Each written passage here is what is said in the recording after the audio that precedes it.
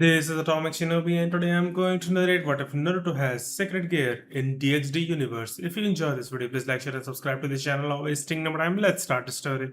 There was silence in the research institute's hallways at Grigori headquarters as a lone figure approached the vault that held both the artificial sacred gears that were still in the early stages of development and the sacred gears that were being studied. Normally, elite fallen angels would guard this area of the research facility, but after Azazel's recent death attempt, the Grigori's entire attention was on him and the criminals. As she got closer to the vault's tall double doors, Reinare's lips formed a thin smile. She raised her hand and created a big magic circle in front of the doors, releasing the seal that kept any fallen angel without the right authority out. The fact that she used Norse magic instead of the typical fallen angel's style of magic and that it was full of magical power that no fallen angel with a single set of wings should have would be considered out of place. A huge, modernized room with sacred gears lining every wall from top to bottom was revealed when the double doors opened. The room was filled with hundreds of sacred gears. Every piece of holy equipment was housed in a clear, cubic case that was set into the wall and labeled appropriately. There were several desks and computers in the center of the space for researching and studying the sacred tools that were only available in this room. Reinair moved to the middle of the room, sat down in front of a computer, and accessed the archive of the sacred gears that were recorded there. Her eyes darted over each entry, pausing only to commit the entry numbers of the 3 sacred gears she had comfort to memory. Reinair covered her tracks and erased any trace of what she had been searching for after she made the last mental entry. The young fallen angel, pleased with her performance, spread her one pair of wings and flew to one side of the room to look for the sacred gears she had targeted. After gathering all 3 of the sacred gears in a matter of minutes, Reinair sighed to herself. On the table were Delete Field, Shadow Prison, and Blaze Black Flare, each in their own case. The last 3 sacred gears, which contained pieces of the soul of the Dragon King Vritra. First phase, success. For this next part though I'll need my real body. If one looked closely at her shadow, they would see it change and warp until a young man stepped out of it, releasing his previous grip on her body and mind.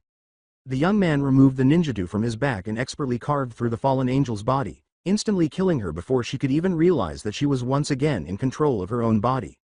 Before sheathing his ninjutsu on his back, he swung it to the side to remove the blood that had now stained the blade.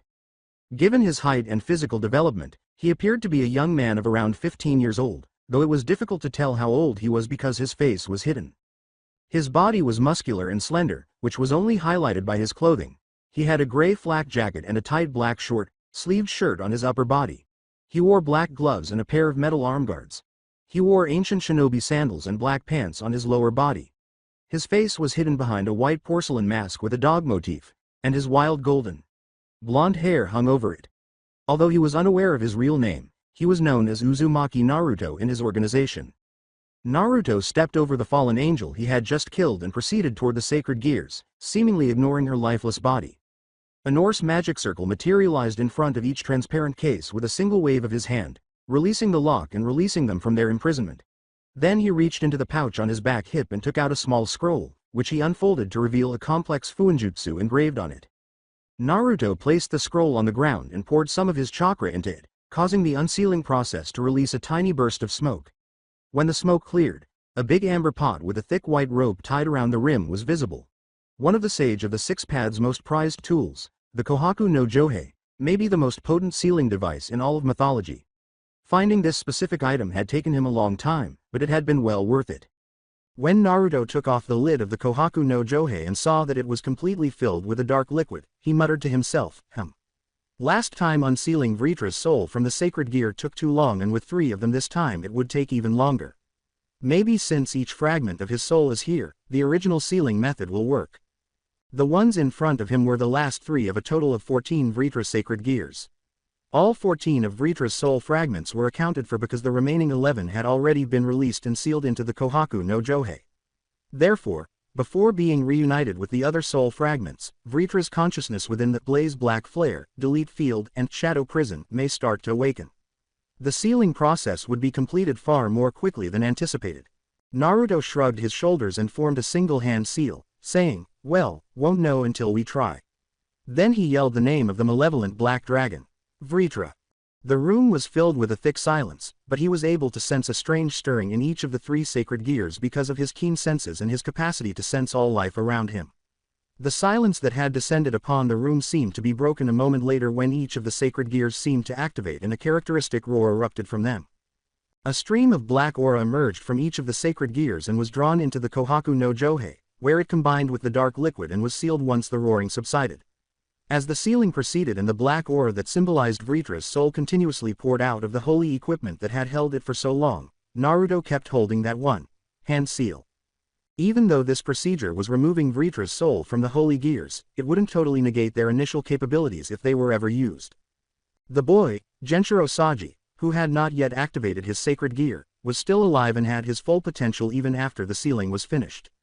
Naruto had discovered this when he opened the fragment of Vritra's soul that was inside the absorption line. When a sacred gear was fully removed, the host would perish, which was an odd phenomenon that Naruto assumed was another flaw in the system. After the last pieces of Vritra's soul were sealed inside the Kohaku no Johei, Naruto exhaled and released the hand seal that had been holding it. It would require a lot of energy to seal Vritra away, even if he was thought to be the Dragon King with the least amount of raw power. Particularly when simultaneously using the already chakra, taxing Kohaku no Johei on 3 separate sources. After finishing the sealing procedure, Naruto put the large amber pot's lid back on and added some chakra to the Fuinjutsu formula, which sealed it back into the scroll. After finishing that, he put the scroll back in the pouch on his back hip and started to get the holy tools, but a voice interrupted him. "So you're the cause of the commotion upstairs." Naruto instantly became more defensive and spun around, only to find himself facing a teenager who appeared to be a few years older than him and of Japanese ancestry. Although he had heard stories about this man and his connection to the Grigori, he had not anticipated meeting him on this specific mission.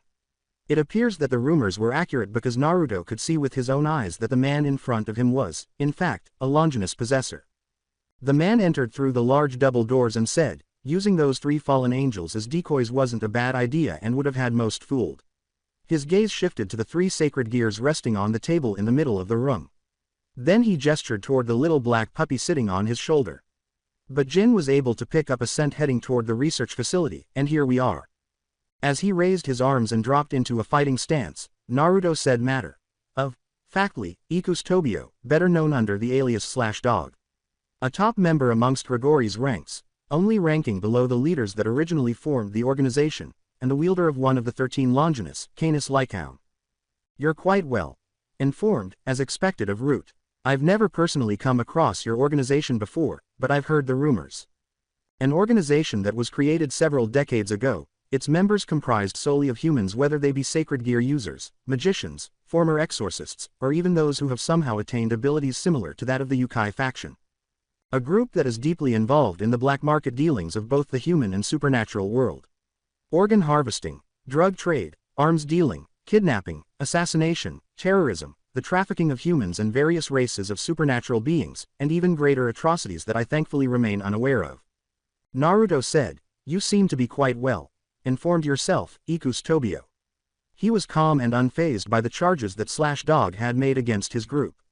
Although his mission could actually be deemed accomplished, this was a unique chance to witness the potential of this generation's Canis Lycaon.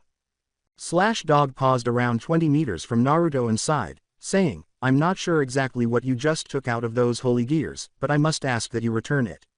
I don't suppose you'd return it willingly now, would you? The team got nothing but silence in response.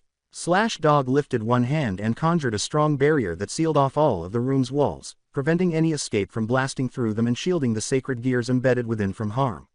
I see. To be honest, I prefer fighting behind the scenes as opposed to taking things head-on. However, I'd advise you don't take me lightly. It'll be hard to take you in alive if I kill you from the very start. Now then, Jin.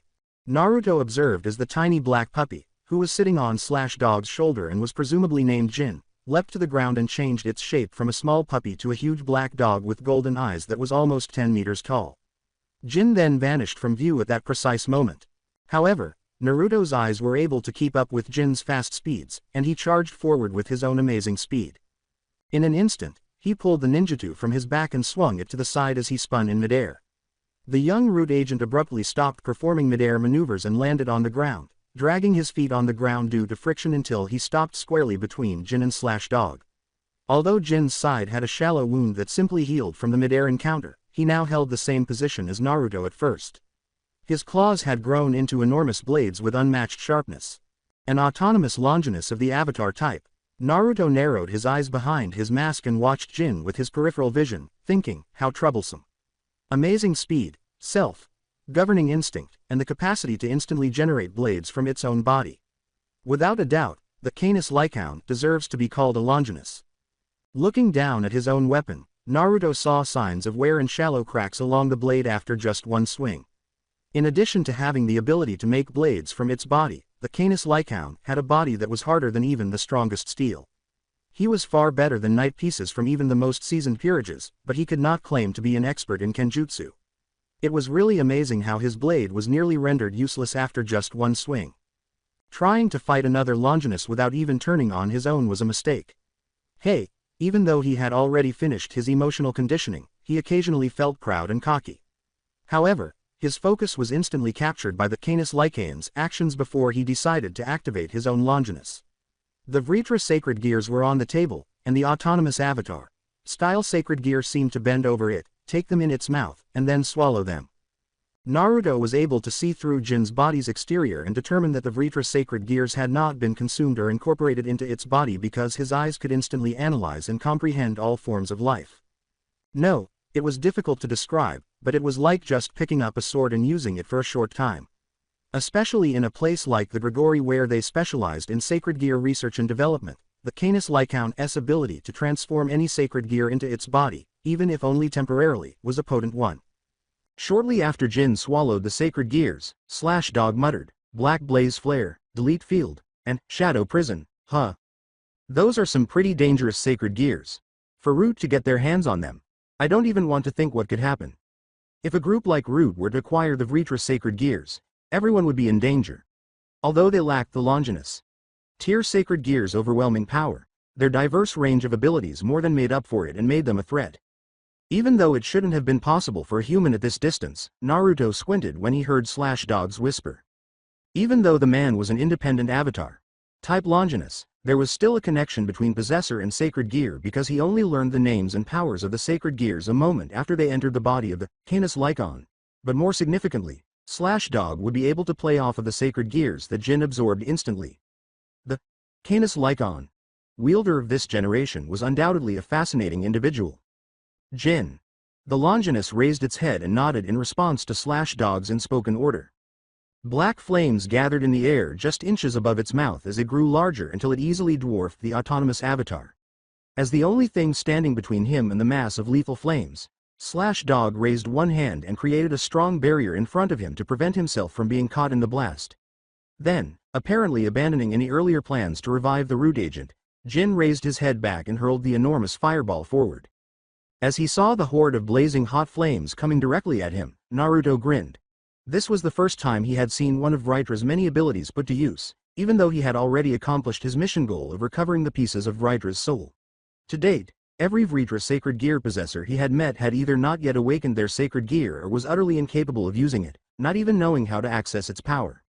Naruto took out a tri-pronged kunai from the storage pouch on his back hip, performed a quick series of hand seals, and then thrust his hands forward with the kunai in the center of them.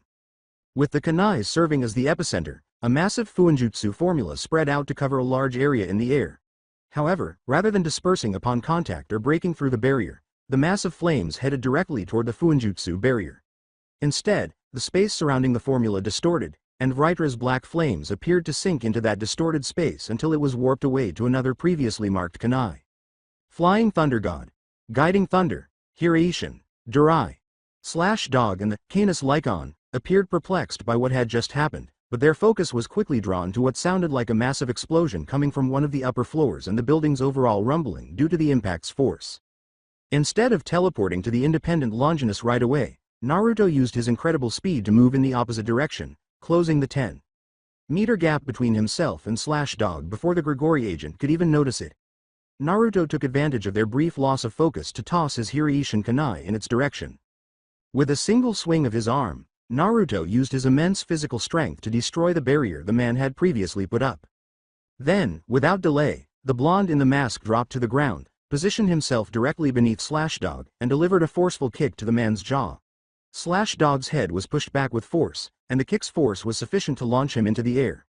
Naruto appeared to disappear in a flash of sheer physical speed as he flipped onto his hands and knees and proceeded to follow Slash Dog's movements in midair. Naruto materialized right behind Slash Dog as his trajectory's arc leveled out. Naruto whirled around the older teen and slammed the back of his forearm into the man's chest, sending him falling as he was shadowing his flight. Naruto accelerated their descent by slamming his other forearm into Slash Dog's chest again as his momentum carried him. Shishi Renden. Barrage of lions. Naruto flipped in midair and delivered a forceful axe kick into the man's stomach just before they hit the ground, completing his special taijutsu combo. In contrast to Naruto, who immediately teleported to the Hiraishin Kunai that was soaring over the body of the Canis Lycaon, at that precise moment, Slash Dog struck the ground with enough momentum behind him to leave a small crater in the ground before it broke under the force of his body.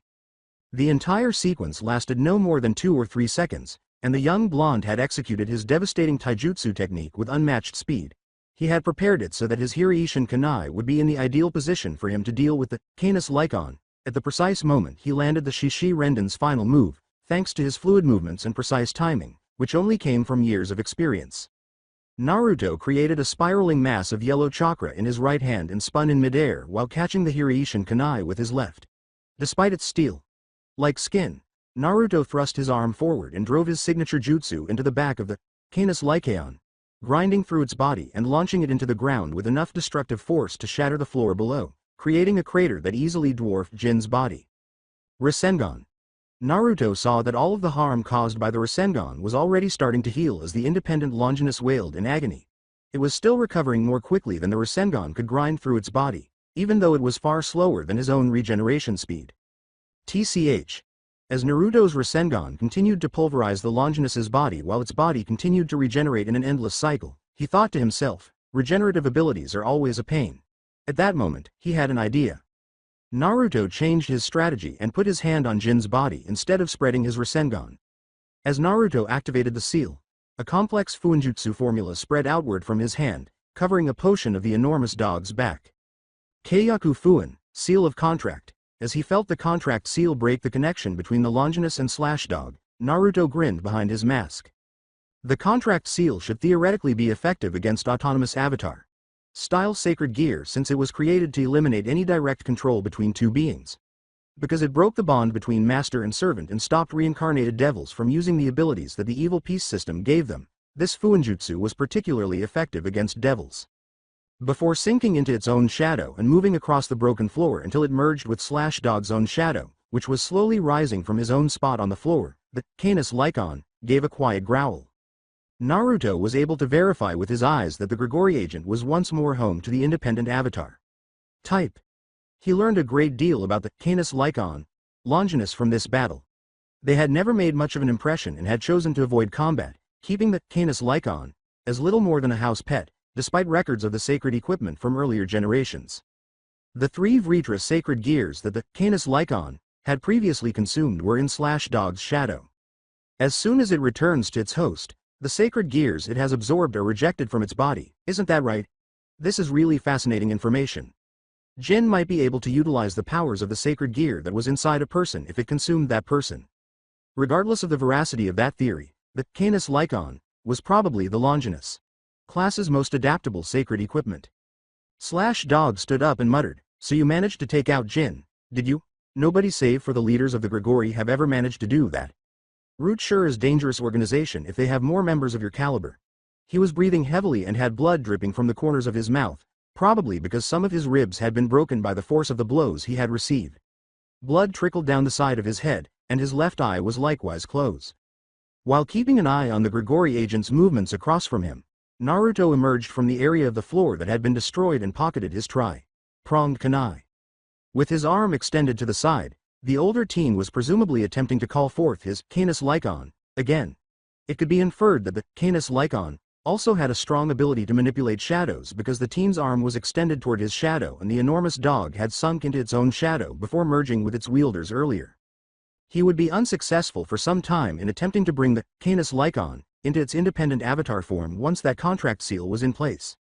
Naruto could see that the Canis Lycaon was fundamentally different from other sacred gears, even though his eyes were unable to dissect and interpret the structure of a sacred gear. A malevolent, dark aura materialized around Slash Dog, and all of the shadows in the room started to slant and distort as they were drawn to him. I don't know how, but it seems that you were able to seal away Jin's avatar form in such a short amount of time. However, the mistake that you've made was only sealing away his avatar form. I much prefer not having to use his original form, a form that exists solely to reap lives and torture those it slays for all of eternity. However, you've forced my hand.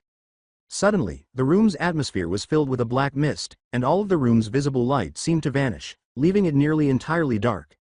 Sink the world into everlasting darkness. Shower the battlefields with your inescapable insanity. Let the damned souls that you have slain weep as crimson rain stains your blade once more. Inagami of the Black Blade. Despite the nearly total darkness in the room, Naruto's eyes could clearly track Slashdog's movements. Even though the darkness had wiped out all of the light that could be seen, the older teen's shadow appeared to still be there, but it was in a different position than before, mirroring Slashdog's position on the ground directly in front of him.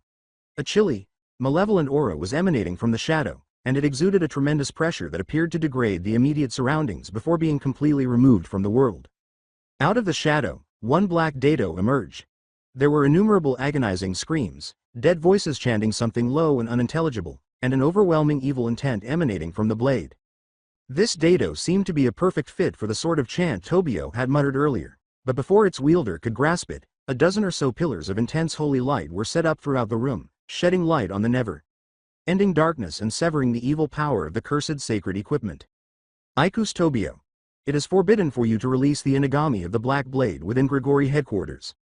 Merely its release could very well destroy the entire institute and anyone within the general vicinity. What is the meaning of this? It seems we've come upon something quite interesting, don't you think, Barrakiel? The room echoed with the sound of two new voices. Though the 10 jet black wings on each of these men's backs would help even those who didn't limit the possibilities, Naruto already knew who these two men were without even needing their names. Shemazai, the Grigori's vice-governor-general, and Barrakiel, a cadre who was among the first angels to fall from heaven. From behind his mask, Naruto murmured to himself, so two more have arrived, huh? Looks like things have become a little complicated. He was a little disappointed that things had ended this way because he had been anticipating what this original form of the Canis Lycon could do. However, he had already learned far more from this mission than was anticipated. In any case, it was time for him to get out. By simply interacting with the owner of the Canis Lycon, he might have violated protocol if he were acting in accordance with standard procedure. He had already overreached himself by going beyond the mission's parameters, but since a Longinus possessor had confronted him, it would have been ridiculous for him to ignore the opportunity to obtain as much information as possible. Slashdog withdrew his arm and allowed the black dado to return to his shadow, saying, Shemazai. Sama, Barrakiel, Sama. Then Barrakiel's gaze landed on the lifeless body of Rainier on a section of the floor that was unharmed, and finally on Naruto. Ikus Tobio, who is this child? Is he the one who is responsible for all of tonight's commotion? Slashdog pointed to the 3 sacred gears that were lying next to him and said, yes. He's a highly skilled member of the Root Criminal Syndicate and is targeting the Vritra type sacred gears that Grigori has in its possession. I caught him as he was sealing away something from inside the gears, though they still seemed to be operating as they would normally. Since the shadows and darkness that engulfed the room disappeared as soon as Tobio's dado was returned to his shadow, Shemazai lowered his outstretched hand and allowed the pillars of light he had created to disperse. The blaze black flare, delete field, and shadow prison. Sacred gears rose into the air and levitated in a circle over his overturned palm as he raised one of his fingers. Indeed, they do seem to be functioning normally. However, they feel empty when compared to before, almost as though the Dragon King Vritra no longer resides within them. Barrakiel's expression tightened as he took in the information. I see. That is indeed troubling. Though it would be even more troubling if the power of a Dragon King were to get into the hands of an organization such as Root. For that it would be better to deal with him immediately and worry about finer details afterwards. Arcs of holy lightning blazed across the magic circles that Barrakiel conjured up above Naruto's head as he extended his arm forward. They were all extremely powerful and, if not properly controlled, could easily wipe out the entire room. Naruto vanished in a flash of yellow after saying, Ikus Tobio. I came here solely for the Dragon King Vritra, but you've piqued my interest. I look forward to the day we fight once more. His departure was timed perfectly, because as soon as he disappeared, Barrakiel's holy lightning struck where he had been, vaporizing much of the floor beneath him. Shemazai shut his eyes and verified that he could not sense the boy in the mask anywhere in the Grigori.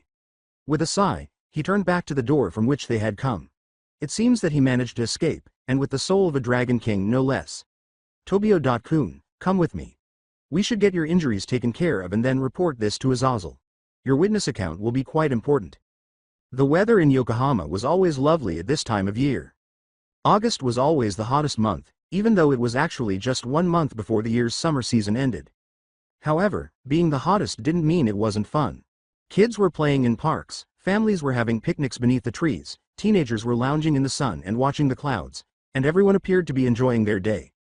The afternoon sky was illuminated by the midday sun, which did not appear to be going to set anytime soon. The trees that occupied the area were gently swaying due to the slight breeze that was rustling through the city streets, cooling the slightly warm temperature. Since his last visit, the city had not changed in the slightest. A particularly strong wind blew his blonde hair around, and Naruto ran a hand through it, which was spiky. His cerulean blue eyes glanced at the little piece of paper he was holding, which contained the directions to his new apartment, and then looked up to check if he had reached the address yet. Most people would assume he was a tourist because he had a small traveling bag in his other hand and a black backpack slung over his shoulder. In spite of the fact that he was half Japanese and had grown up in this city, it was not unusual to see tourists in Yokohama during the summer months. Even so, he hadn't been here in a few years. Naruto looked around and eventually discovered the apartment complex's name and street address that corresponded with what he had written down. He nodded to himself as he glanced back down at his instructions, folded the slip of paper, and put it back in his pants pocket. Then he looked up at the actual apartment building. Although completely livable, the tiny, two-story building was a little more dilapidated. It wasn't the best living situation, but he had definitely survived worse. Naruto ignored that and proceeded through the little garden area and onto the property. He paused in front of what appeared to be the apartment manager's quarters and pressed the buzzer next to the sliding Japanese-style door. While he waited, he noticed that the standard apartment units were designed in a Western style, whereas the apartment manager's living area seemed to be in a traditional Japanese style. Yeah. A small, elderly woman with gray hair pulled back in a bun emerged as the sliding door slammed open. We don't need whatever it is you're selling. Wait, you don't look like a salesman. Oh, you must be animal control. There have been a couple stray cats hanging around here lately. I don't know if the tenants have been feeding them, but I want them gone. Huh? Naruto pretended to be perplexed by the strange miscommunication. No Oba-san. I'm Uzumaki Naruto, the one who inquired about the apartment space that you have available. After he said that, the elderly woman appeared to have a look of realization. Oh, you're the new tenant? Sorry, I hadn't been expecting someone so young. The one who contacted me on the phone through the real estate office sounded much older. Naruto thought aloud, who was it that set me up here again? It doesn't really matter. I think it was either my uncle. Or maybe my aunt. Well, I don't know all the details either. This was all a little sudden for me as well. The relatives that I had been staying with travel a lot on business and had just been offered a position within their company overseas, though I had decided to remain in Japan. As soon as they saw your advertisement for apartment space, they probably went straight to the real estate agency to set everything up. And here we are. Naruto responded by shrugging his shoulders. The elderly woman gave a sympathetic nod. Well, if that's the case, it's understandable enough. Your relatives already took care of the security deposit and first and last month's rent.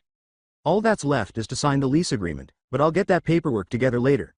Let me just grab your keys and I'll bring you up to your unit. Naruto grinned at the elderly woman as she went into the back room to retrieve a set of apartment keys, saying, You're quite the easy-going landlady compared to the places I had been looking at previously, Oba-san. What's with the Oba-san crap? Show some respect from your elders, the woman reprimanded, making her way back to the front room. Now come on. Your unit will be on the second level. Naruto shut the sliding door behind him as he followed the woman out of the Japanese-style room. They passed through the tiny garden and ascended the stairway, which was close to the property's entrance and provided convenient access for people coming and going. Naruto observed that the apartment building had a calm and serene atmosphere that would fit in well with his kind of lifestyle, despite its rundown appearance. As they ascended the second flight of stairs, the woman started to say, Oh, by the way, Uzumaki-san, but Naruto interrupted. He rubbed the back of his head sheepishly and said, Naruto is fine. When people say Uzumaki-san, I immediately turn around to look for my relatives. Formalities make me a bit uncomfortable as well because of my casual manner of speech. It's a habit I picked up while I was overseas. A questioning expression came to the landlady's face and she lifted a finger to her chin. I heard from the realty agency that you had spent that last few years abroad, but that you were originally from Japan. Naruto grinned and looked down at the woman, saying, yeah. I was raised here in Yokohama actually, though by my appearance you might guess that I'm only half Japanese. Most people would think he was actually American because of his blue eyes and blonde hair. I'm actually half Italian as well and spent a bit of time there in the past 3 years, but I've been mostly living in Northern Europe during my time away from Japan. After climbing to the second floor, the two of them proceeded down the lengthy hallway, pausing at the final apartment on the level. As she took the apartment keys and unlocked the door, the elderly woman said, well, I know it must be hard getting accustomed to Japanese culture again and such, but try to get along with your neighbors and don't cause any trouble. She handed Naruto a set of keys, and he accepted them with a small bow of gratitude. No problem, Oba-san. I like to think that I'm a pretty friendly and sociable guy, so I shouldn't have a problem with the other tenants. Bringing around trouble shouldn't be much of an issue either since I should be working most of the time. The landlady stated, well that's fine then. She moved a few paces away from the door to clear the path. I'll draw up the rest of the paperwork and bring them up later today. Until then, it'll be fine if you get settled in. Naruto gave the elderly woman a big, corny smile and said, thanks a lot, Oba-san, as she walked back down the hall. As he grasped the door handle and entered the room, that smile persisted on his face. However, that happy, gregarious demeanor vanished as soon as the door closed behind him, and a chilly, calculating gaze took its place. His sharp eyes scanned the apartment, but nothing seemed out of place. He entered what appeared to be the living room, placed his bags against the wall, and then performed the usual inspection to make sure the space was safe. He entered the kitchen and switched on the sink's faucet, allowing it to run. As he looked around for any listening devices, this would provide enough background noise to obscure his movements. Naruto returned to the living room and began by addressing the little desk, which was one of the apartment's few pieces of furniture. Naruto took out the 2 drawers and examined them carefully before concluding that they were clean. Then he slid his hands along the sides of the desk while standing beneath it. They were tidy as well. He carried out the same procedure in the kitchen, bedroom, bathroom, and closet. Naruto could safely conclude that the apartment was free of any listening devices that had been previously planted after carefully inspecting every square inch of it.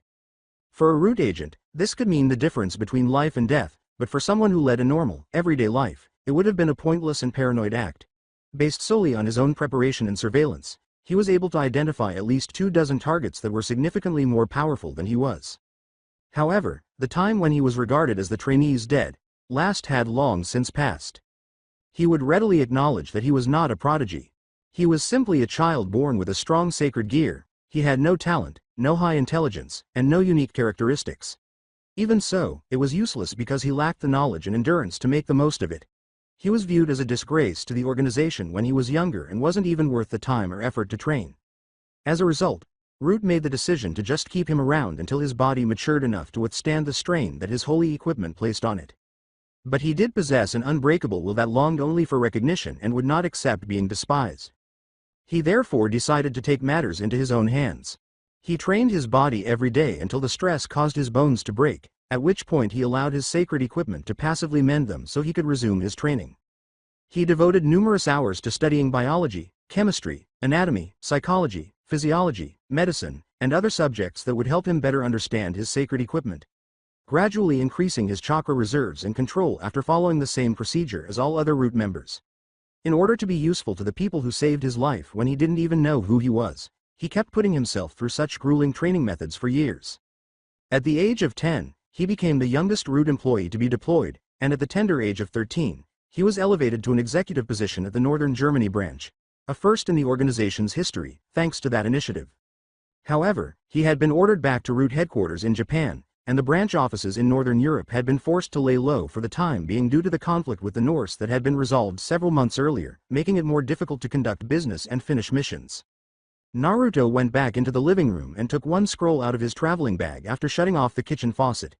He unscrewed the scroll's bottom to reveal a paintbrush with an ink tip. The ink he would use to secure the apartment was in the center of the scroll, but the scroll itself wasn't really necessary because he wasn't currently sealing anything away or unsealing anything. Naruto sighed to himself as he walked back to the apartment's entrance. Well, might as well get started. He raised his hand to the doorframe and used the brush to paint Fuinjutsu symbols directly onto the surface in fluid strokes. This measure was a result of his own experience in the field rather than a standard of Root protocol. Even so, he could honestly state that he detested having to write out these seal and barrier formulas each time he moved. Since he had to cover every wall that led to the outside world, as well as the floor and ceiling, this process was extremely time-consuming, often taking several hours at the very least, and extremely tedious. The wall separating his apartment from the one next door would be treated this way, but surfaces that could not be broken through to enter the apartment, like the walls separating the living room and the bedroom, were not. Naruto had his own area of expertise as an executive, even though he was the organization's top field agent. Along with drug trafficking, he oversaw the most lucrative of Root's operations, the illegal organ harvesting and black market organ trade. Many turned to illegal organ trafficking in desperation due to the global scarcity of organs available for legal transplantation and the average wait time of 3.5 years for an organ to become available through legal channels. Despite the fact that organ transplants were needed everywhere in the world, Root had methodically controlled the organ trade market thanks only to Naruto. The ability to precisely remove any organ or tissue without the possibility of deterioration after excision, regardless of the amount of time that passes, was one of his sacred gear's many capabilities. He had transformed the organ trade with that overwhelming advantage and his own unmatched surgical skills to the point where patients from all over the world would prefer to receive a transplant from Root than from their local hospitals. By removing its organs, the harvesting of a single body could save up to 8 lives, and by using its tissue, it could save or improve over 100 lives. Because of this, these delicate operations could be performed without the need for a large operating room or costly laboratory. One of the apartment's larger rooms could be transformed into a temporary operating room with a little tweaking and remodeling. In addition to keeping anyone from squeezing in and encroaching on him, the barrier and ceiling formulas he was putting up would also keep any noise from escaping the unit and eliminate any lingering odor from the corpses he would be operating on. Although it wasn't the most glamorous job, Root and the tens of thousands of people who would have perished otherwise while waiting for an organ were both benefited. Naruto took a step away from the bedroom wall after completing his last brushstrokes and let out a long, tired sigh. After putting his paintbrush back on the scroll, he looked around the apartment. The floors, ceiling, and most of the walls were so heavily covered in fuinjutsu symbols that it was difficult to see the surface's original color. As Naruto finished activating the fuinjutsu formulas, he raised one hand into a single hand seal, outlining them in light blue and sinking into the painted surfaces. By the time the light faded, the apartment had returned to its original state, with not a speck of ink tarnishing the dull color of its surfaces. After finishing that, Naruto moved to the window and placed the scroll in his hand on his bag in the room's corner. He slid the window open and pulled back the curtains, letting the chilly night air splash into his face. As expected, he had been putting those barriers up and sealing formulas for at least a few hours, based on the night sky and the moon's position high in the sky. The apartment manager shouldn't be by for another hour or so, he idly noted as he looked down at his watch. So, until then, he had plenty of time to himself. He reasoned that he could unpack his possessions in the interim, but in reality, he had very few personal belongings, and those that he did have were already conveniently kept in storage scrolls. Like he usually did when stationed in a new area, he could walk around the neighborhood to get a feel for it and figure out some emergency escape routes and contingency plans, but he knew Yokohama like the back of his hand and had already established that the city had not changed at all since his last visit, after those two were eliminated. A loud growling sound that filled the stale air of the apartment interrupted Naruto's train of thought. His barrier seal's main purpose was to keep sound out of the apartment, but they had no effect on sound entering from the outside. Nevertheless, he was positive that the growling was coming from inside the apartment, and since he had already thoroughly inspected the space, there was only one possible source of the sound. He looked down and saw that the annoying noise was coming from his stomach. After turning his head in the direction of the kitchen, he realized that he had only brought ration pills, which he would not advise anyone to consume outside of missions. I guess I should stock up on some food then. Root had not always been a part of high-profile crimes and terrorism. Since its founding in the early years of World War II, it has been a research institution dedicated to human advancement through a variety of experimental programs, the study of which was pushing the boundaries of Charles Darwin's theory of evolution and natural selection. The researchers' goal was to make enormous leaps from the slow, incremental steps of natural human evolution. Soldiers with strength, endurance, agility, speed, reflexes, durability, and healing that reached the pinnacle of human potential were produced as a result of the largely successful experimental programs. However, the United Nations was informed of the project's completion by their spies in Japan before those soldiers ever had the opportunity to set foot on the battlefield. In an attempt to destroy any trace of the project and compel a Japanese surrender, the United Nations dropped atomic bombs on the Japanese cities of Hiroshima and Nagasaki, which were home to two of the three research institutes. The Great Yokohama Air Raid of 1945, which killed between 7,000 and 8,000 people and left nearly half of the city in ruins, is believed to have destroyed the Third Institute, which was located in Yokohama. The Third Research Institute, in contrast to the other two, was constructed deep underground and out of the public eye because the experimental programs it was conducting were far more extreme and cruel, which allowed it to survive the air raid. Despite surviving the firebombing campaign by the Allies, the Third Institute was ordered to be shut down and disbanded at the end of the war. As evidenced by the dropping of the atomic bombs on Hiroshima and Nagasaki, it was generally accepted during times of war that more drastic measures should be taken to stop more deaths. However, this acceptance disappeared as soon as the threat that war posed disappeared. As a result, senior Japanese government officials decided that being associated with the Third Institute's brutal and inhumane acts would not be good for them. The Third Institute's survival was concealed and claimed to have been destroyed during the Yokohama air raid. Scientists, researchers, and test subjects were killed during a raid on its labs and research facilities. The institute was abandoned deep beneath the surface of Yokohama, remaining only an empty facility that was cut off from the outside world, and all research and documentation were turned over to the government. It was the ideal way to hide something that might have sparked a debate similar to the one that followed the United States' decision to drop the atomic bombs on Hiroshima and Nagasaki. Or it would have been if one important detail had not been missed by the Japanese government. The Third Institute's leader was an extremely watchful and cautious man. For a man in his profession, this was to be expected. He had once been an easygoing, optimistic, and kind-hearted man, but what he witnessed while serving as a soldier in the First World War altered him. By the time he returned to Japan, he had developed into a sober, realistic man who distrusted everyone except his closest friends. The memories of his fellow soldiers dying in trench troves and having to sleep among their bodies were still vivid in his mind as he turned to genetics research after the war ended, and he had many options for his future. He assumed the role of head authority and researcher of the Third Institute to contribute to the World War II war effort, despite his mistrust of the government and lack of patriotism. Shortly after the institutes were established, he eventually fell in love with one of his female researchers and they had a child together. Their son lived, but she passed away due to the physical strain of giving birth. They had previously decided to call the boy Shimura Danzo. Due to his inherent mistrust of the government and the nature of his research, he and his partner had decided to conceal the child's birth until after her tragic passing. As a result, Danzo was raised in the Third Institute, out of the public eye, where not even the other researchers were aware of his presence. Danzo lived inside the institute's walls for 5 years. On his 5th birthday, his father concealed him in a hidden passageway beneath his office, just before the institute was raided by several dozen armed government soldiers who massacred everyone inside. Danzo watched the whole thing from his hiding spot. Root was ultimately born as a result of that incident and the trauma Danzo experienced that day. Danzo created the most powerful and influential criminal syndicate the world had ever seen, refining and expanding his father's research by leaps and bounds. He did this by using his father's research and a single leaflet with a magic circle engraved on it that he had accidentally been handed in the streets of Yokohama. That was the man who now stood in the laboratory that had once belonged to the Third Institute, deep within Root's headquarters. With a tone of mild satisfaction, the man beside Danzo said, "So he finally managed to track down all the soul fragments of the evil black dragon, Vritra, did he?" He gazed at the many rows of human-sized containers filled with liquid, his golden, slitted eyes glowing with an unreadable emotion. The test subjects for a high-priority experiment he was working on at the moment were floating inside these containers. I suppose that even with his eyes, it would take time to find all of those sacred gear possessors with how many pieces Vritra's soul was split into. Sakura certainly did a number on him. Danzo sternly warned his most senior executive, "You're too eager to revive your ancestor, Orochimaru.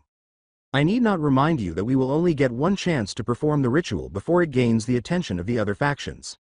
With Naruto's ability to analyze the body of all living beings, allowing him to determine whether or not a body possesses a sacred gear with a single glance, he was able to track down all of the Vritra-type sacred gears.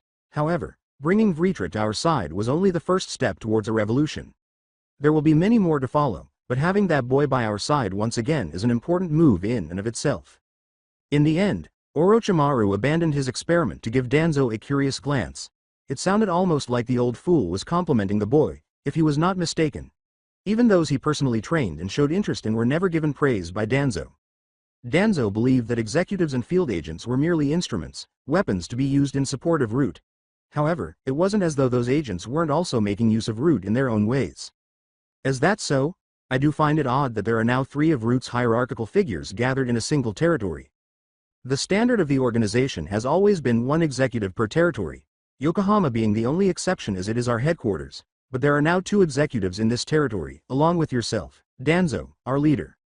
Certainly the branches in Northern Europe took a significant hit from the conflict with the Norse, but I do wonder for what purpose Naruto-kun was transferred back to Japan. If he had been given the order to remain in Germany, our forces would have been able to hold their ground and may have eventually come out on top. Not that Orochimaru particularly cared about the condition of the branches in Northern Europe, his primary concern the boy's return. Naruto was one of the few rude operatives that he was still unaware of, out of all those who were able to get on his radar. Everyone used root in a different way, as was previously mentioned. It was a way of life for some. Others needed something to cling to because they had reached their lowest point. Some were brought up in the organization from birth, so it was their entire world. With a little research, it was simple to determine a person's motivation for living, regardless of the many other reasons. But that was what Orochimaru was always wondering about. There never seemed to be any underlying motivation for Naruto's actions. As he moved forward toward one of the experiment containers, Danzo said, Uzumaki has become more of a wildcard as of late, though his demeanor has never been the model of what a rude operative should embody. The sound of his wooden cane hitting the steel platform with each step echoed throughout the room.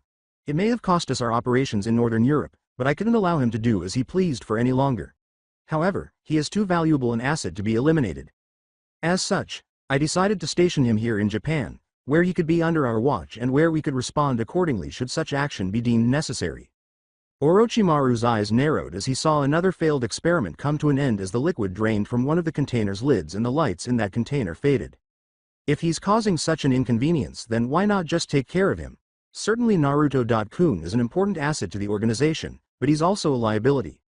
Besides, with his corpse we could gather more of his DNA rather than just a handful of hairs or a few vials of blood, and maybe, just maybe, we could turn this failure of an experiment into a success. The liquid inside the containers poured out through the broken glass as Orochimaru violently swung his arm out to the side, shattering one of the containers. What it showed was a child's horribly mutated body. Despite its childlike size, the body had a lot of muscle and appeared to have been ripped apart. Nearly every cell was filled with blood, which trickled into the remaining liquid at the bottom of the container, giving it a rich red color. The kid was just another experiment gone wrong.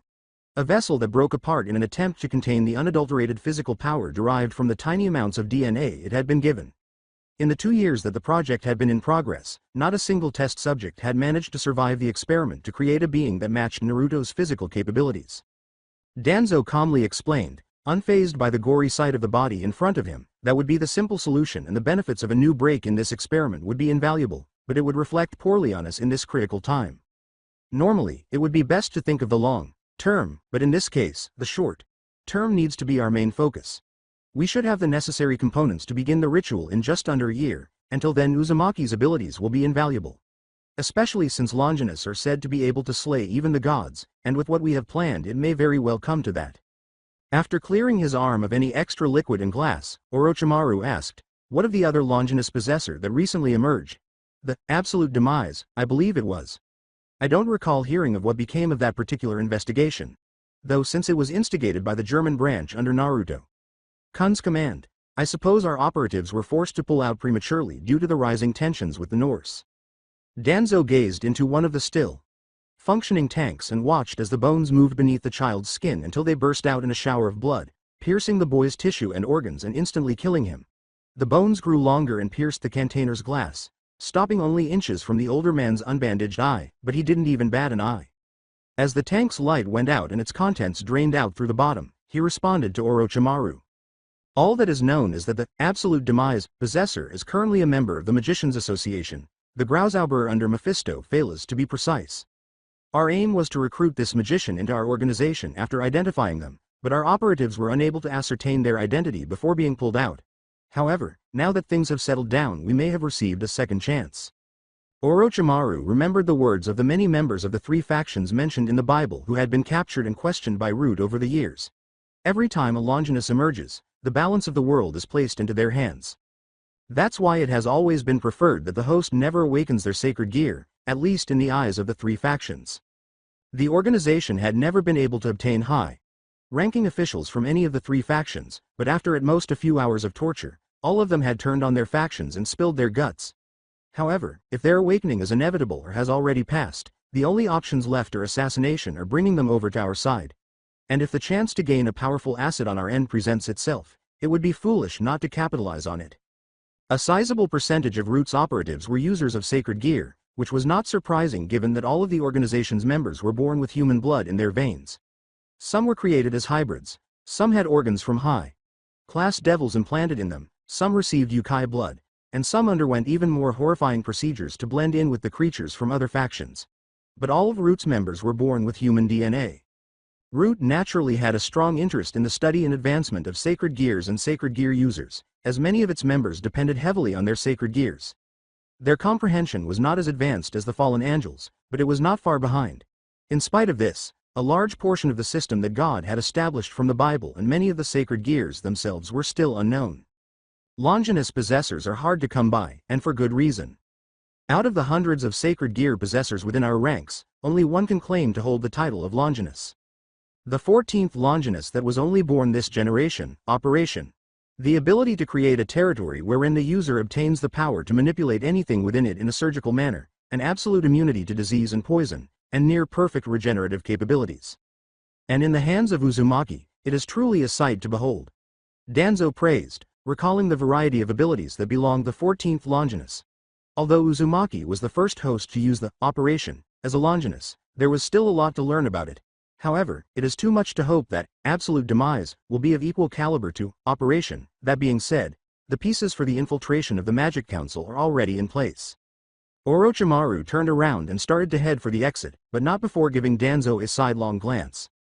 I do hope that this time goes better than the last attempt to recruit a Longinus into our organization.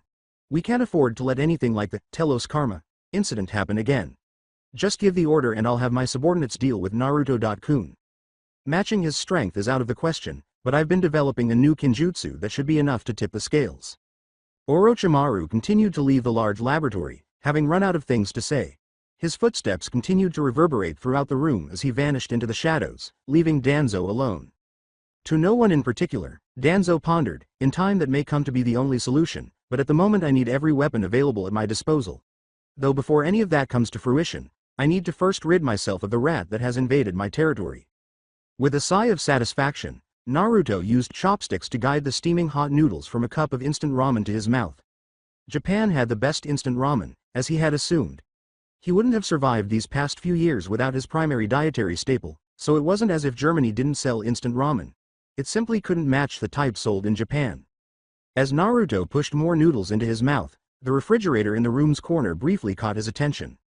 It was empty except for a carton of milk, some orange juice, and a small amount of butter, even though they had already visited the neighborhood market. Despite his expertise and experience, he lacked talent in the culinary arts. The few attempts he had made in his early years turned out to be even more disgusting than the ration pills, which was an accomplishment in and of itself, albeit a bad one. Naturally, there weren't many things he needed to buy on his brief trip to the grocery store because of his lack of culinary skills. His cupboard was filled with a wide variety of instant ramen, which accurately represented his daily diet. He was an individual who relied on quick meals, though there were a few loaves of bread and some dried goods to add some variation. With his current bachelor-like lifestyle, he was unknowingly living the dream of teenage boys across the nation. Dreams never truly made sense to him. A knocking noise from the back room startled Naruto out of his reverie, but he continued eating. He had been anticipating a guest for some time, so he rose from the kitchen table and moved through one of the doors until he reached the window from which the noise originated. He pulled the curtains open and looked down at the shape of a black cat of average size perched on the windowsill. Given his past experiences with karma and luck, it was never good for him to see an omen of bad luck.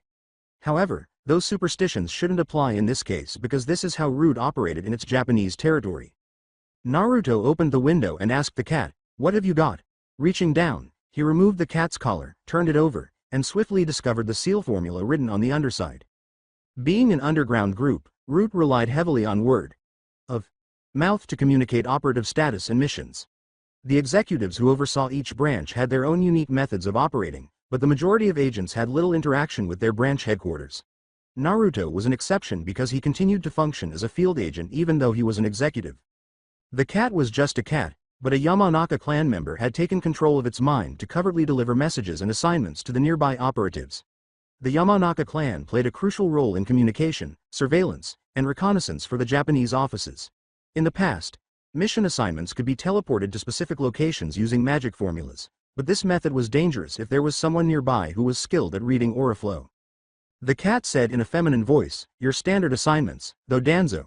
Sama has also added an additional mission that is to be completed in a timely manner." The cat then leapt off the windowsill and onto the apartment complex's outer walls.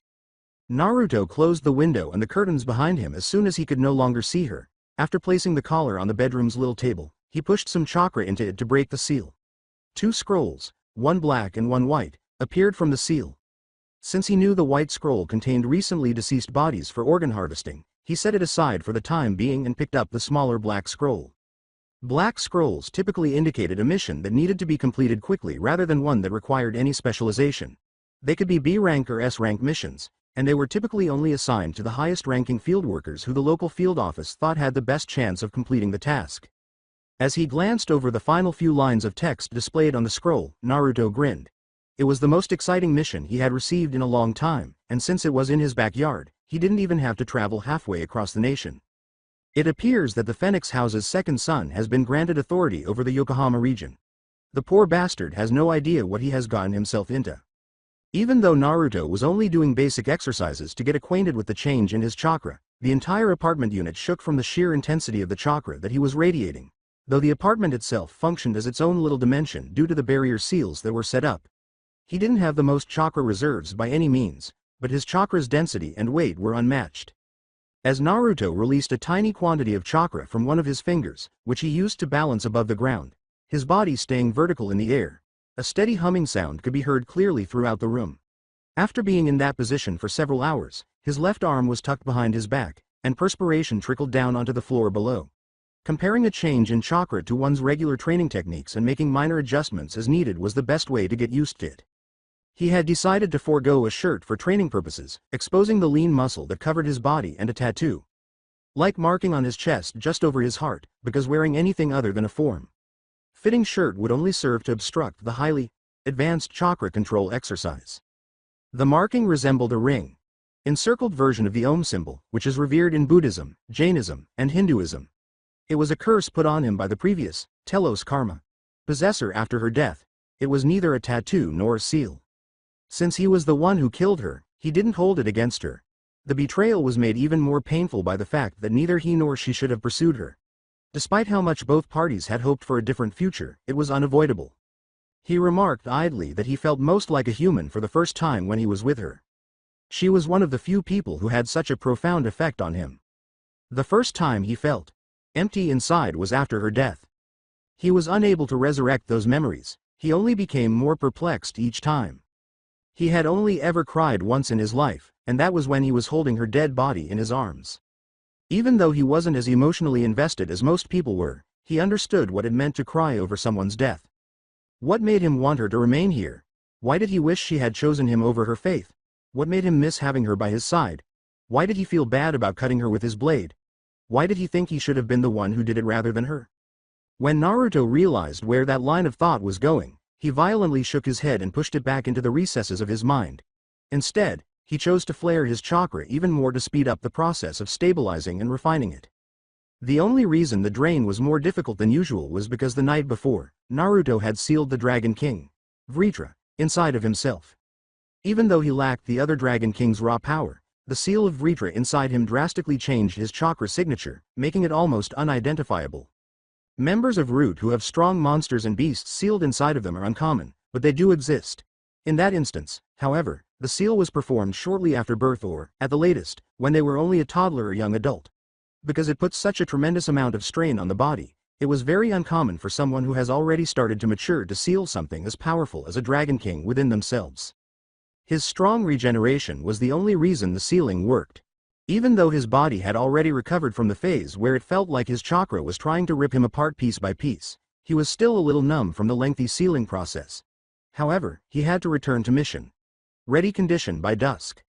The night was tonight. He would face the devil that had believed he could take over Yokohama that night. Naruto had spent the following 4 days watching and researching his main target, Raizen Phoenix, the second son of the Phoenix family, following the night he was given his mission details.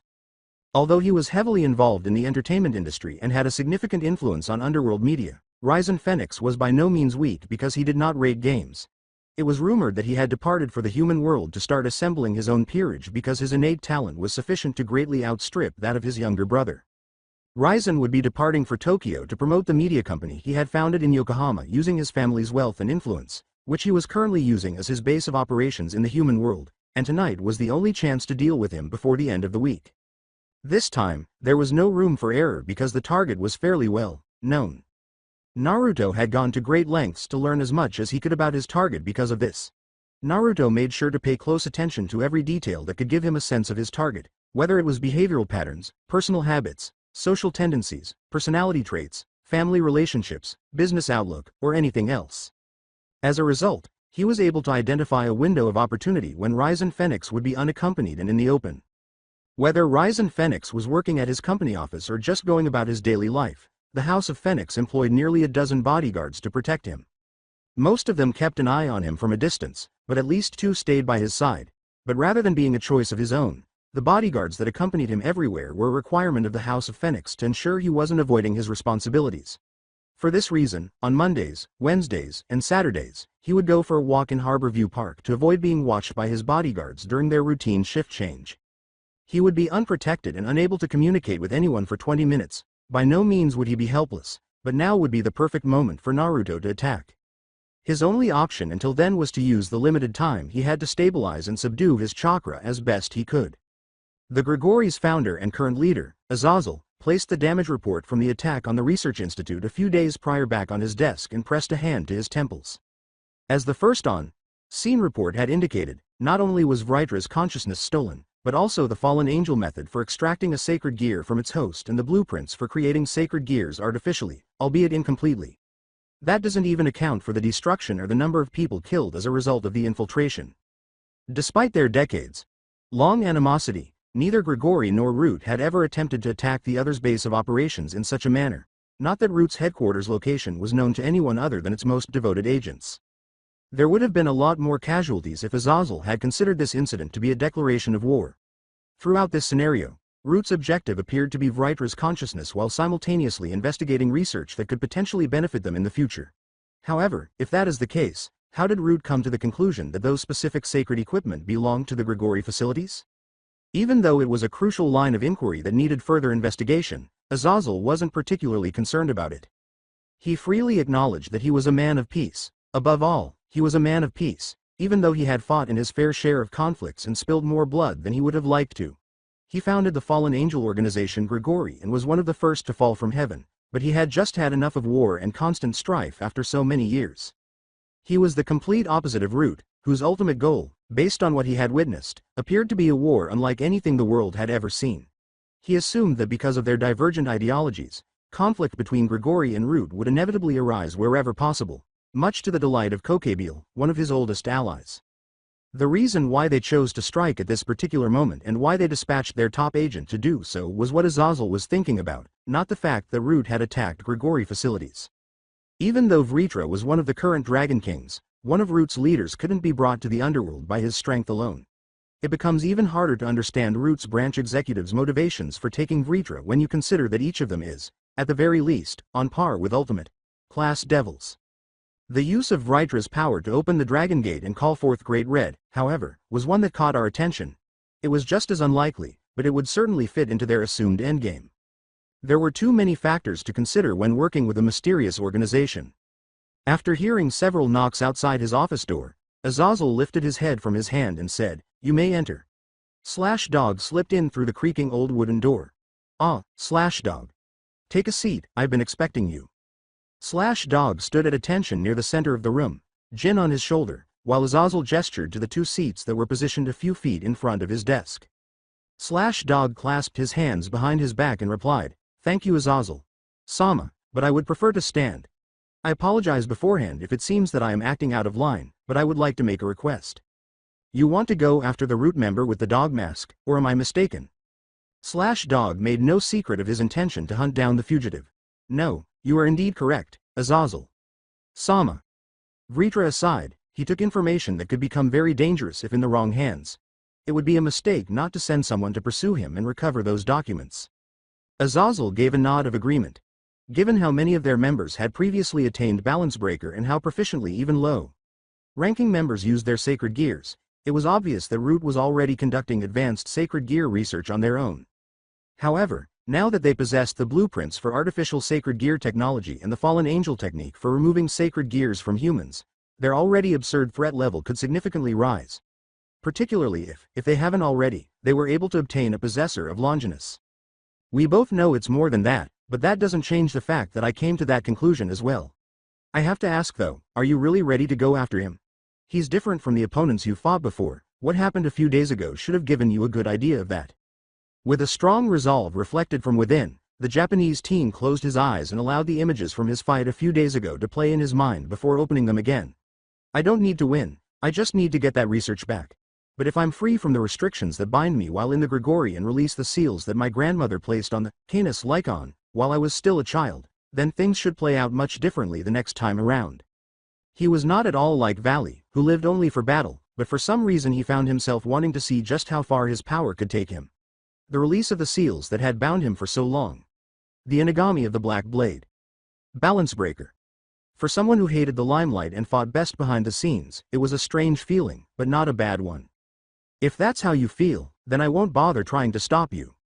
Therein lies a problem before we can even begin worrying about that, though. It's likely the Root's top operative didn't simply come here on a whim or of his own volition, which means that he was sent by the higher-ups of the organization.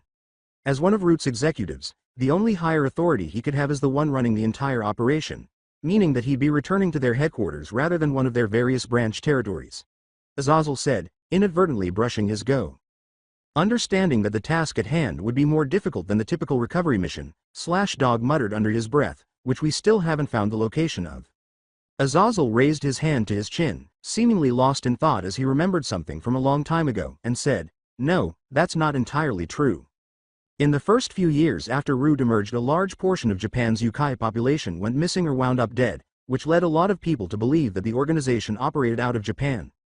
Though that notion seemed to matter less and less as Root's influence spread like wildfire and started up their activities in other countries and their mythologies.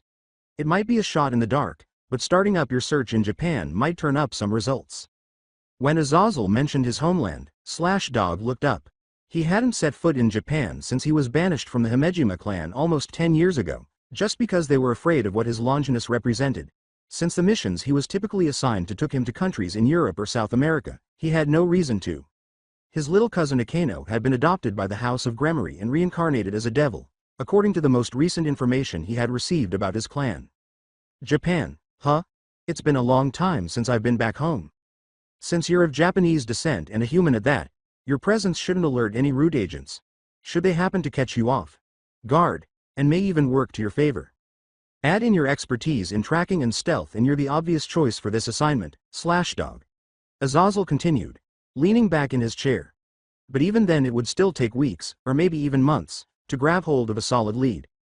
Bar our spies, the missions that Grigori usually undertakes are straight to the point and require immediate action. Do you think you're prepared for an assignment that'll span that kind of time? Time is of little consequence to me. This is something that I feel I have to do. With a dry laugh, Azazel raised a hand to his forehead and then moved it down his face until it was below his chin. Every Grigori member had a few loose ends, and Dog was no different. Because each of their distinctive characteristics was sufficient to drive them away from their own species, the humans who joined were particularly humorous. Despite being a devil-human hybrid in theory, Valley was a battle maniac who loved finding formidable opponents and would gladly accept death if those battles ever lost their purpose. Dog, on the other hand, was a human at heart, but he had a deep-seated, unquenchable thirst for blood that could surface at any time. Once he had his sights set on a target, he would not stop chasing until blood had been spilled. It could be his own or his target's. To align themselves with a group of fallen angels instead of their own kind, these humans had to be broken in some way. When Azazel realized the pointlessness of his argument, he conceded, very well then. Once you get to the human world, try starting your search in Kuo Town. The fallen angels that were used as suicide bombers as well as the one that was used to gain entry to the vault in the research facility were supposed to be stationed in that area, watching over a human which I suspected to possess a Longinus with the intention of preventing him from awakening it and going berserk. I also have reason to believe that the wielder of the absorption line, which happens to be of Vritra type sacred gear, also lives in that area. It's likely that Kuo Town was targeted first if one of Root's goals is Vritra. Root isn't the type to leave evidence behind, but maybe you'll find something there that'll lead you in the right direction. Dog gave a sympathetic nod. And if I should encounter trouble from those of the Japanese mythological system? Azazel was shocked to learn that he was truly saying, deal with them in a way that won't cause too much political fallout. Despite the fact that it went against his entire worldview, he had to do it before when interacting with Root. I will take responsibility for any trouble you may stir up. I don't see this situation with Root ending well on either side, but I intend to see it through to the very end.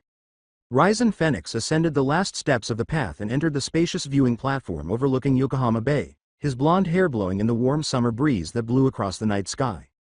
He had already unbuttoned the top few notches of his collared shirt, so the tie that came with his business suit fluttered in the wind as he strolled through the gardens planted in the middle of the observation deck. His dark blue eyes pierced through the darkness that lay beyond the illumination provided by the viewing platform's lighting as he stopped just meters before the small set of steps leading up to the railing and turned around. How long are we going to keep playing this little game of cat and mouse? Ryzen asked in a cool, collected tone that broke the silence around him and reverberated throughout the platform, making his challenge audible to people outside. I've been cooped up in the office all day, so I'm a little restless. Stretching out my muscles might do me some good. So will you keep sneaking around in the shadows or come out and face me? There was no answer for a brief moment, but that was short-lived as he was overcome by the inexplicable feeling of being taken to a different place. The landscape around him was unchanged, but the air was still and serene. So the whole region had been encased and sealed off using a space-controlling barrier technique, had it not?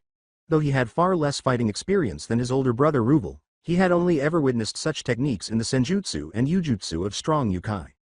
A figure in a deep black cloak stepped out of the shadows beyond the artificial light of the platform, shedding any illusion of stealth as he entered the light. All the features that would have given his appearance a human face were hidden by the hood covering his head, but the mask that was exposed to the public was all too familiar. Ryzen's voice was hardly audible above a whisper, but it was audible throughout the platform. So you've finally come. I was beginning to think that this city was actually a nice, quiet place where I could settle down and start a new life.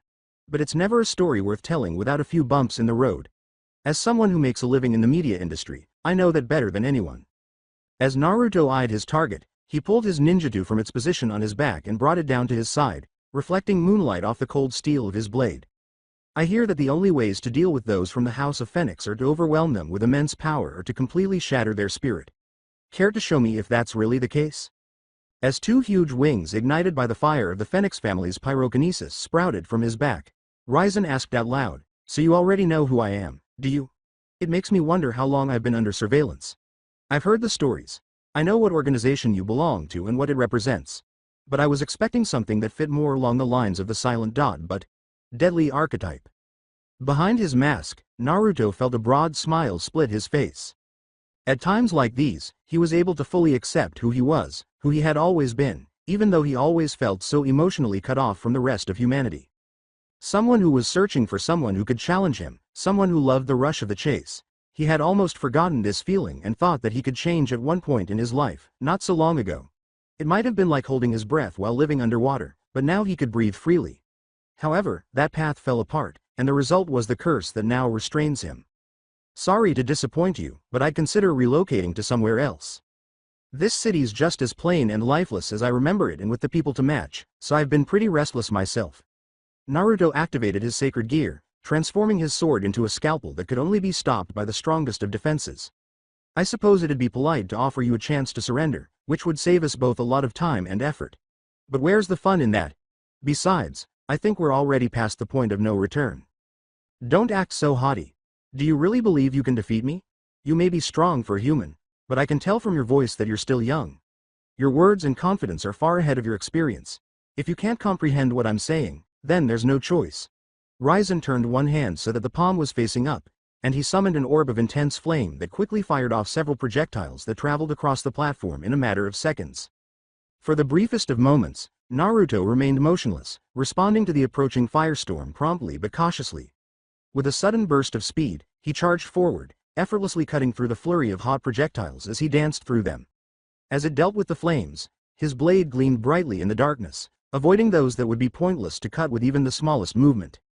After the final projectile was defeated, Naruto proceeded forward, vanishing from view as he moved more quickly than anyone, be they human, devil, or any other species, could keep up with him. Naruto was crouching in front of Ryzen, his attack already underway, faster than that very eye could blink. When Naruto slashed forward with his sword, he only succeeded in severing Raizen's legs from the knee down because the phoenix was already moving to take to the skies. The raw power behind the swing, however, tore apart the landscape in Naruto's path, creating a deep depression in the earth and causing the viewing deck to collapse off the high ground it was built on. As Raizen flew up into the air, flames licked the edge of his wounds, indicating that he was already healing. He had only been able to get off as easily as he had by pure luck and coincidental timing. Neither had he been able to track the boy's movements, nor had he anticipated that his opponent would be able to escape his fireballs without suffering any more damage. He was only able to avoid being split in two at the waist and ripped to pieces by the shockwave because he had intended to take off for a follow-up. Without missing a beat, Naruto moved smoothly from his swing's follow-through to his subsequent charge. In a spectacular display of leg strength, Naruto leapt into the air with exceptional speed, crushing the ground beneath him with the force he released. Instead of wielding his sword carelessly with one hand, he brought it down to his waist, keeping it pointed upward in anticipation of a powerful thrust, and wrapped his free hand around it as well. Uncertain of where his assailant had disappeared to, Raizen glanced down from his perch in the sky. The boy was just moving too quickly for his eyes to keep up, so that was really the only way to explain what had happened. Although he appeared to be capable of senjutsu and yujutsu because he created the barrier around them, it was evident from the first scene of their battle that the boy's fighting style was primarily based on physical condition rather than magic or another type of energy. That's what got Raizen into his current situation. He was at the edge of the crack he made, and then he was gone. Raizen quickly conjured a huge spear of fire in one of his hands and pushed it forward, catching the smallest distortion in the air that was directly at him. Simultaneously, Naruto allowed the energy surrounding his blade to increase in output as he quickly closed the gap between himself and the phoenix. With his own weapon, he struck outward, ripping through Raizen's left half and into the sky beyond him. Naruto looked to his right and saw a massive spear of fire embedded in his shoulder as he felt his left arm go limp as it fell off the handle of his sword. He noticed that the man's entire left side was missing, despite the fact that it was already regenerating, as he looked down at the falling form of the devil. Naruto changed his sword grip, spun around, and used the torque to launch the blade at Raizen at top speed. The man coughed up some saliva as the blade slashed through his throat, sending him hurtling toward the ground even faster. Raizen's impact created a small crater where he was pinned to the ground by the sword stuck through his neck due to the speed he gained during his descent. Now that his right hand was free, Naruto seized the spear of fire that had been driven through his shoulder and yanked it out with force. Naruto let the skin on his palm regenerate after dropping the spear and allowing it to return to earth. Then, he reached into the storage pouch on his back hip and pulled out a tri-pronged kunai. Although Naruto didn't particularly feel like going through that experience, a fall of this height wouldn't pose a mortal threat to him due to his high regenerative abilities. He threw his Hiraishin kunai into the ground far below his position, and as soon as it touched down on the ground, he teleported to its location. Any permanent harm done to him up in the air had already stopped by the time he had stepped down again, and the yawning hole in his shoulder had closed up, leaving only the tears in his cloak as proof that he had ever been hurt. What distinguished his regenerative abilities from those of many others around the world was that they were almost absolute. In other words, even if his body were disassembled at the molecular level, he would recover as if nothing had happened. Actually, anything less than destroying his soul or removing him from the world was just a way to get there. His fighting style really came down to taking hits and returning the favor. Sacred gears are said to be influenced by the wielder's thoughts and emotions, but it's never stated what that influence would accomplish. Whoever they awaken, a sacred gear, the Longinus class in particular, has the potential to be a blessing or savior, but there is also a real chance that it will turn into a curse. Although there are instances in which the sacred gear's consciousness is unable to accept the host's will, the will of the host and the sacred gear frequently become synonymous. Not just because he enjoyed the rush of adrenaline coursing through his veins or wanted to see how far his body and mind could carry him, Naruto spent his entire life searching for an opponent who could challenge him to the edge and then break it. He would never be saved by anything other than death, and his salvation would only consist of sleep and lovely dreams. That was just one more burden he had to carry. Although Operation possessed a variety of skills, none were more prevalent than the two that elevated it to the status of Longinus. Regeneration that effectively kept him from being killed by any but the most powerful of gods.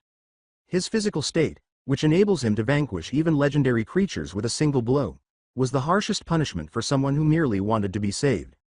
Across the garden, Naruto's blue eyes focused on Raizen's regenerating form, assessing the devil's body's current state and calculating its energy expenditure to date.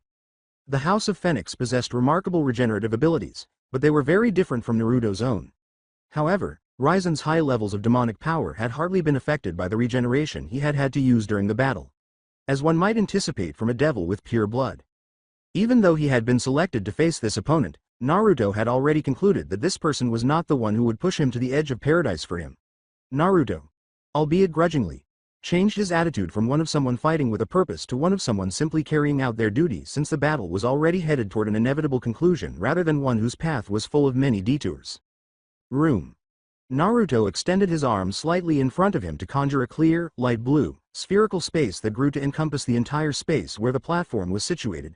Aside from his regeneration and physical state, this particular technique was one of his most fundamental and a prerequisite for almost all of his other sacred gear abilities, but it was also arguably one of his strongest. Naruto flipped his right hand over and created a rapidly rotating Rasengan that almost doubled in size after realizing that Ryzen's body was almost fully healed. Shambles. With a single-handed motion, Naruto extended his free hand outward, enabling him to instantly change positions with his sword still pierced through Ryzen's neck.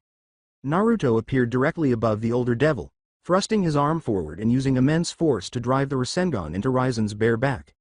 The Phoenix was propelled even deeper into the depression where he lay by the impact, which was sufficient to shatter the surrounding earth.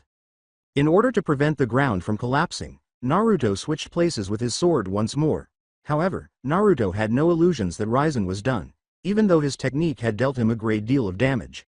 His suspicions were confirmed when a pillar of fire shot up from the earth, destroying the earth and debris that had fallen upon the scene. After the pillar dispersed, Naruto saw Ryzen Phoenix hovering in midair with his two wings of fire spread widely across the sky, appearing undamaged. However, he was panting a little and his demonic power had significantly decreased in such a short period of time. Ryzen controlled his breathing and allowed the fire around his body to grow even more intense. You're strong. Far stronger than I expected, in fact. But even so, you're still a human and have the limits of one.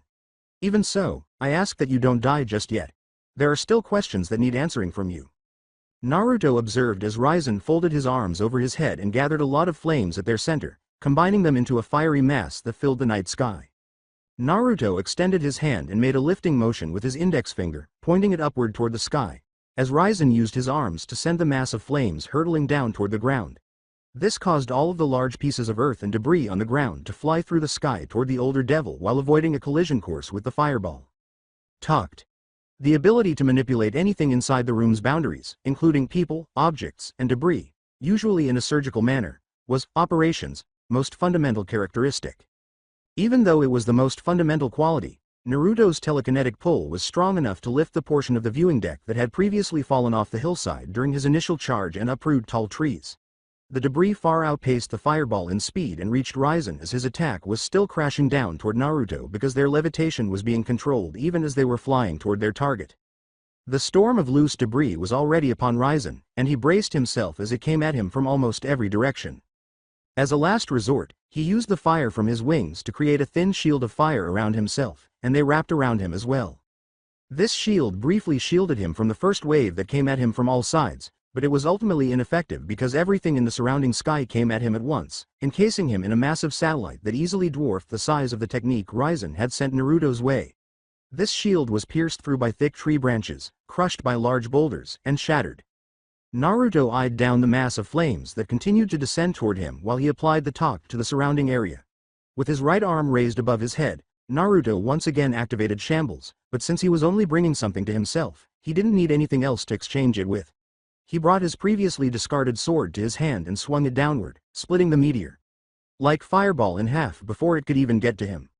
Without wasting a single second, Naruto blasted into the air, passing straight between the chasm formed by the fireball breaking in two as it hit the ground below. In a matter of seconds, he had gone from his starting position to the satellite hovering in midair. He used his left fist to reach out and release his hold on the terrestrial body when he was finally within striking distance of the satellite. This caused all of the debris to separate and fall from the sky, leaving a battered and barely conscious Ryzen to slowly start his descent back to Earth despite all of his body's best efforts to restore him to fighting condition. But Naruto had other ideas. In order to deliver a final blow, Naruto brought his blade close to his body and used both hands to wrap the handle. Radio knife. The momentum carried them across the night sky after Naruto charged his sword with a small amount of high-frequency electricity. He then thrust his blade forward and pierced the falling Phoenix's heart. When Ryzen's body and blade collided, the little resistance it offered momentarily caused purple electricity to burst outward in huge arcs before the electrically charged blade effortlessly sliced through the internal tissue and organs. With his regeneration at its limit and his demonic power entirely depleted, Ryzen eventually coughed up the first shards of blood he had shed during the entire battle. I see. So this is the difference between us. His mind and body finally faded into the bliss of unconsciousness after the blow to his heart was the last straw, sending him over the edge due to the pain coursing through his body. As they got closer to the edge of the spatial barrier that Naruto had built, their momentum finally waned and they were forced into a downward trajectory. Miles from the observation platform where they had spent most of the battle, they crashed into the ground, leaving behind a particle cloud of disturbed dust particles and a fair amount of destroyed landscape from the force of the impact. After a few long moments, the dust cleared, revealing Naruto standing tall over Ryzen's unconscious body with electricity still arcing across the blade that protruded from the devil's chest.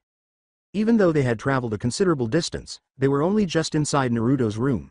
If they had landed a few meters closer to the spatial barrier, the electricity would have completely dispersed. Even though his ninjutsu's edge was cracked and its blade was charred, Naruto put a hand around its handle and carefully took it off Ryzen's chest, placing it back on his back. Naruto reached down and threw the unconscious Ryzen over his shoulder after realizing that the last technique had done the trick, not only in swiftly ending the fight but also in numbing the body and mind because the high-frequency electrical current forced the muscles to contract and disrupted the electrical signals in the brain. He had made sure not to kill this one, per direct orders from headquarters. With the exception of the stab wound to the chest, which was cauterized by the electrical current from the strike to avoid any immediate danger, and a few surface wounds that remained from being enclosed in the satellite, all of Ryzen Phoenix's prior combat injuries had fully healed. Other than that, he was just physically tired and his demonic power was dwindling. Once again using the power of shambles, Naruto used the room's influence to find the Hiraishin kunai he had left behind on the observation platform and moved it into his hand. He put the kunai back in the storage pouch on his back hip under his cloak, deactivated his room, and then let go of the spatial barrier that had carried them to a different location. The barrier space was not the same area as its actual location in the real world, even though it was the same. As a result, all harm done inside the barrier vanished along with it. Naruto still had a long night ahead of him because, with the devil that had been given control of Yokohama vanquished, all that remained was to deal with the connections he had brought with him and made here, like changing his bodyguard's memories or planning his escape from his noble family's watchful eye, before any possible fallout could occur. Oh my! You all really are an interesting bunch. Longinus gears, holy sword wielders, demon sword wielders, sacred gear possessors, and even magicians. Kabuto, Orochimaru's second-in-command, remarked with amusement as he scanned the deserted warehouse, taking in the diverse personalities dispersed throughout the space. Even if you do make such scary faces at me, your group is nothing more than a few humans with powers that they could never come to understand. Even with such powerful tools at your disposal, your bodies are weak. Such a pitiful dilemma. When Kabuto entered the warehouse, the hero faction members were dispersed across one end of the building, while he stood on the other. Kabuto. So you came yourself this time. For what reason would Orochimaru's right hand come all this way for a simple business exchange? Sao asked Kabuto while holding the true Longinus, a spear, and patting it on his shoulder. Though since those are high-tier Longinus, I suppose it wouldn't matter too much. Kabuto ignored Cao's question, instead glancing curiously at the spear resting on his shoulder. So that's the ultimate Longinus. The holy spear that even the seraphim of heaven fear. The spear that carries the blood of Jesus Christ. The Longinus that managed to pierce through the body of a god. How interesting. For what purpose did the will of the biblical God decide on you, Cao? Kabuto's gaze strayed from the true Longinus to Leonard and Georg, who were standing some distance behind Cao, and he narrowed them. The two of them were unmistakably identified as the Annihilation Maker and Dimension Lost wielders in the earlier reports from previous encounters. Due to their small numbers, Longinus users were rather difficult to find, but this small group already owned 3. The fact that 3 of the 4 elite Longinus were gathered in this manner was unprecedented, and it was particularly concerning because they were likely to cause issues in the future. However, it was strange that none of these 3 had caught Root's attention prior to their enlistment in the Chaos Brigade. You may find surprising, but it is incredibly simple. We just want to know the limits of what it means to be human and challenge it.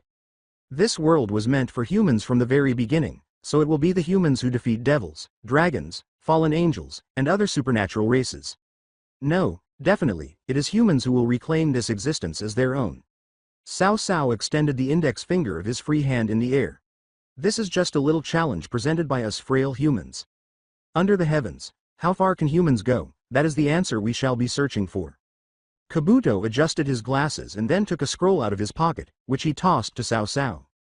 I see. Honestly, it would be troublesome if you all were to die now, so I'll give you this. You already know how it works, just spill some blood on the seal and the scroll will release its contents.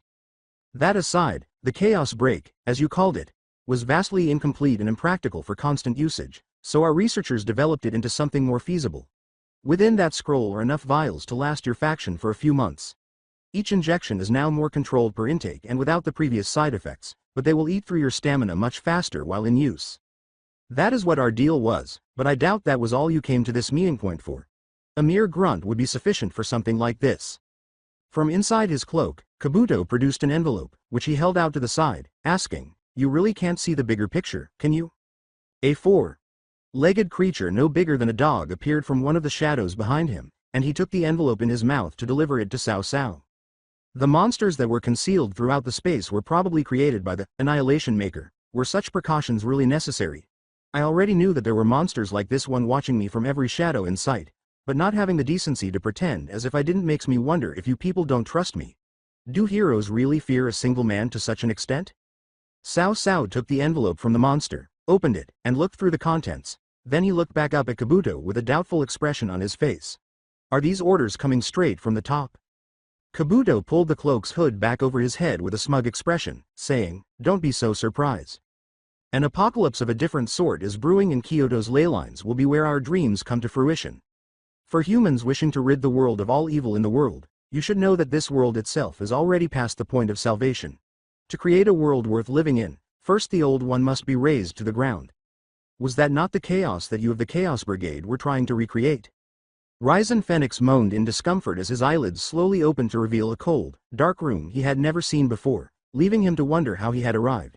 He used his arms to drag himself toward the closest wall and leaned his back against it while his eyes adjusted to the nearly non-existent light. What was causing his body to hurt so much? When his eyes adjusted from only just waking up, he was shocked to discover that he was confined to a small room in what looked to be a single prison cell because, as a devil, he could see clearly despite the darkness. Then, after taking in his immediate surroundings and trying to remember what had happened to bring him to this point, everything suddenly came back to him. He ended up at Harbor View Park, where he fought that root agent and lost, after evading work to have some alone time. Instead of being immediately killed, he must have been apprehended and taken to prison after losing consciousness. But why? Your bodyguards have had their memories altered. Your company has been bought out in a ruthless takeover. All traces of your existence in the human world have been erased. And that prison seals away all your demonic power. Now that any hope you may have had for anyone coming to your rescue has been crushed. Would you care to tell me what you and your people were doing here at my vacation home? The voice echoed around the room, and when Ryzen tiredly glanced up past his prison's bars, he saw the same man he had fought earlier leaning against the far back wall. Despite the excruciating pain radiating from his chest, the devil managed to ask, "What is it that your organization wants from me?" His voice was tinged with defeat and exhaustion. "From what I've heard, you people are ruthless and don't hesitate to eliminate anyone who gets in your way. Not women, not children, not the elderly. Not even an entire race. Which must mean you have a reason to keep me alive, otherwise you would have killed me in the park." Leaning against the wall and crossing his arms over his chest, Naruto stood across the room from the tiny prison cell. He ignored the ramblings of his prisoner, mentally reviewing the battle that had taken place a few hours earlier. He was discussing what didn't happen rather than how the events actually transpired or what could have been done differently. More precisely, the curse that afflicted him did not materialize. He had discovered the hard way how much karma and luck affected daily life ever since the incident that resulted in his curse. Karma played a role in everything and judged everything, whether it was a straightforward task like arriving somewhere on time or a high-stakes scenario like breaking into a kingdom and killing the ruler. However, his judgment differs greatly from that of people who are merely experiencing the consequences of their bad karma. No deity or divine judging process is necessary for the law of karma to function. Although it is a complicated and challenging law to define, it is frequently reduced to the idea that actions have consequences that are proportional to their nature. Both good intent and good deeds generate good karma. Both bad intent and bad deeds generate bad karma. The curse created by the dying wolf, the telos karma, is able to inflict an infinite number of consequences depending on the nature of his actions because of the intricate and expansive laws that it wields. It never hesitates to deliver judgment, however it sees fit. However, the curse didn't materialize this time. It seemed as if its hold on his very being had also relaxed. How strange. A ransom from the House of Phoenix, perhaps. No, if that was the case, then you wouldn't bother with altering the memories of my bodyguards. A source for producing phoenix tears? That wouldn't be a bad plan, but the ritual couldn't be met under these conditions. You won't get anything from me. Ryzen glared at the man, even though it was hard to keep his eyes open. So let's get this over with. Either kill me or set me free. What's it gonna be? You can't just keep ignoring me. At last, Naruto believed that the conversation was heading in a direction that would not waste his time. Well, that's not really your choice to make, now is it? It's not really mine either. I like to think I'm a pretty merciful guy, unlike some of the others in my organization. It's more humane to put an animal to sleep rather than let them suffer, after all. But in this case I'm on direct assignment from my boss, so everything's gotta be by the book. Naruto moved toward the prison cell, stopping just inches from the bars, after pushing his body off the back wall. From there, he cast a chilly, indifferent glance down at the barely conscious devil. Remember this, Ryzen Phoenix. The weak don't get to decide anything, not even how they die. The moment your wings broke and you fell from the sky, you forfeited away any right you had to your life. That's it for today. I hope you guys enjoyed this great story. See you in the next one.